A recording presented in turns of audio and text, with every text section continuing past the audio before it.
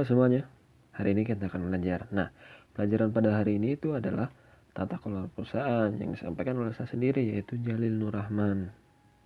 Dalam tata kelola perusahaan yang di dalamnya terdapat Corporate Social Responsibility atau CSR, kita akan mulai dari belajar tentang pengukuran, permasalahan, dan isu-isu tentang CSR. Memahami pengukuran CSR.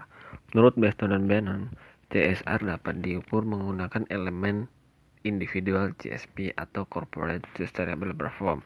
Ada juga metode lain, yaitu menggunakan Global Reporting Initiative dan ISO 26000. Di dalam Global Reporting Initiative memiliki variabel dalam pengukuran CSR, yaitu indikator kinerja ekonomi yang mencakup kinerja ekonomi, kehadiran pasar, dampak ekonomi tak langsung. Dan yang kedua itu indikator kinerja lingkungan yang meliputi air, energi, keragaman hayati, emisi limbah, dan sampah. Dan juga ada indikator kinerja sosial yang terdiri dari produk dan layanan, kepatuhan, transportasi, dan juga yang lain-lainnya. Dan yang terakhir yaitu ketenagakerjaan. Kemudian masuk ke dalam ISO 26000 yang memiliki variabel pengukuran sebagai berikut. Yang pertama, tata kelola organisasi dan perusahaan, praktik ketenagakerjaan, praktik beroperasi yang adil, hak dan perlindungan konsumen, dan yang terakhir adalah keterlibatan dan partisipasi dari masyarakat. Sekarang kita masuk ke dalam masalah-masalah dalam implementasi CSR.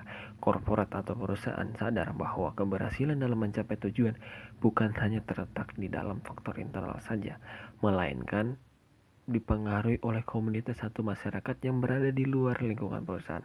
Oleh karena itu, Corporate Social Responsibility atau CSR merupakan suatu keharusan yang dilakukan oleh perusahaan seiring munculnya berbagai tuntutan dari masyarakat sekitar. Awalnya perusahaan hanya sebagai pemberi donasi, tetapi kini mereka sebagai mitra yang turut andil dalam keberadaan dan keberlangsungan perusahaan. Isu-isu CSR dari kesukarelaan menjadi kewajiban.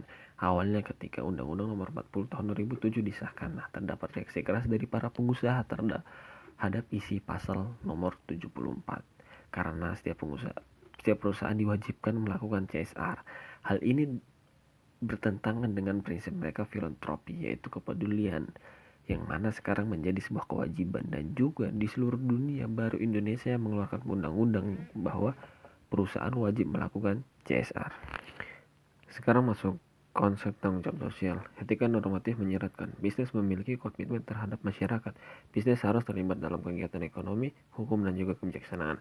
Terjadi peningkatan fokus pada filantropi yang berupa kegiatan amal kepada masyarakat. CSR banyak dikaitkan dengan sinonim etika bisnis.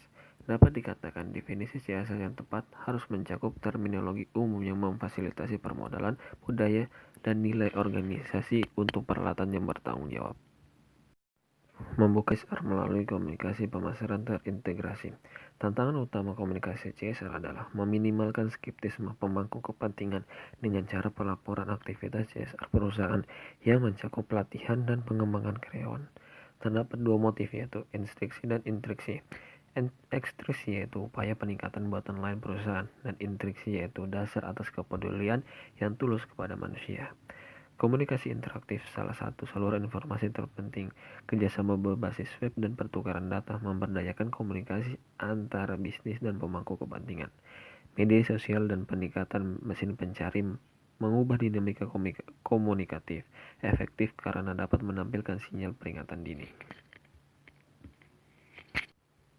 Investasi berkesinambungan. Investasi yang bertanggung jawab secara sosial adalah praktik memasukkan tujuan sosial dan lingkungan ke dalam keputusan investasi.